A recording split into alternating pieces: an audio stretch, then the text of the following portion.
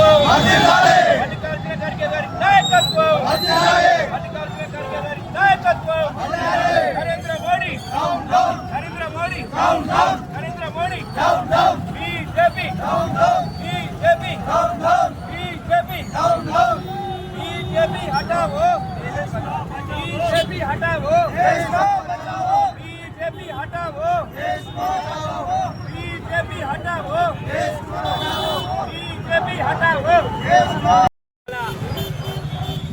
जिला Congress party SC department ఆధ్వర్యంలో ఏదైతే ఉత్తరాఖండ్లో హత్వాల్లో ఏఐసిసి జాతీయ అధ్యక్షులు గౌరవ మల్లికార్జున ఖర్గే గారు రామ్లీలా మైదానంలో ఒక సభకు వారు హాజరు కావడం జరిగింది. ఎప్పుడైతే మల్లికార్జున ఖర్గే గారు ఆ యొక్క సభ నుండి వెనుతిరిగి వెళ్లిపోవడం జరిగిందో బీజేపీ, ఆర్ఎస్ఎస్, రామ్ సేన వారి అనుబంధ సంఘాలు ఆ యొక్క ప్రాంగణం శుద్ధి అయిందని, మైలపడిందని అవమానపరుస్తూ గంగాజలంతో వారు ఆ యొక్క ప్రాంగణాన్ని శుద్ధి చేయడం జరిగింది.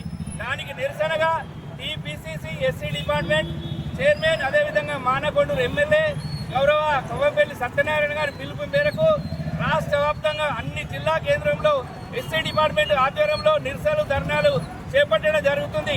మరి ఈ సందర్భంగా బీజేపీ కానీ ఆర్ఎస్ఎస్ కానీ వారి అనుబంధ సంఘాల వారి విధానం కానీ దేశంలో ఉన్న ఎస్సీలు కానీ ఎస్టీలు కానీ ఆదివాసీలు కానీ మహిళలు కానీ బీసీలందరూ డాక్టర్ బాబాసాహెబ్ అంబేద్కర్ గారు రాజ్యాంగ పరంగా ఇచ్చినటువంటి ఉద్యోగ అవకాశాలు కానీ రాజకీయ రంగాల్లో ఉన్నత స్థానాలు ఉండడం కానీ ఓర్చుకోలేని పరిస్థితి మనమందరం చూసుకున్నాం. దీనికి రెండు ఉదాహరణలు. రామ్నాథ్ కోవింద్ గారు రాష్ట్రపతిని చేస్తూనే వారికి గుల్లోకి రానికుండా చేసిన ఘనత బీజేపీ పార్టీది. అదేవిధంగా ద్రౌపది ముర్ము గారు ప్రస్తుత రాష్ట్రపతి గారిని కూడా పార్లమెంట్ ప్రారంభోత్సవానికి వారిని పిలవలేదు. అదేవిధంగా రామ మందిర ప్రారంభోత్సవానికి వారికి ఆహ్వానం లేదు. అదేవిధంగా ఉత్తరప్రదేశ్లో అఖిలేష్ యాదవ్ గారు ఒక బీసీ బిడ్డ మాజీ ముఖ్యమంత్రి గుల్లోకి పోయినందున వారిని గుల్లోకి వచ్చినందుకు మళ్ళీ పడిందని అక్కడ కూడా శుద్ధి చేయడం జరిగింది. మొన్నటికి మొన్న నిజామాబాద్ ఎంపీ కలలో బుర్రలేని ఎంపీ వారు కూడా ఎస్సీ ఎస్టీ కేసును నొట్టబీస్ కేసు అని కూడా సంబోధించడం జరిగింది.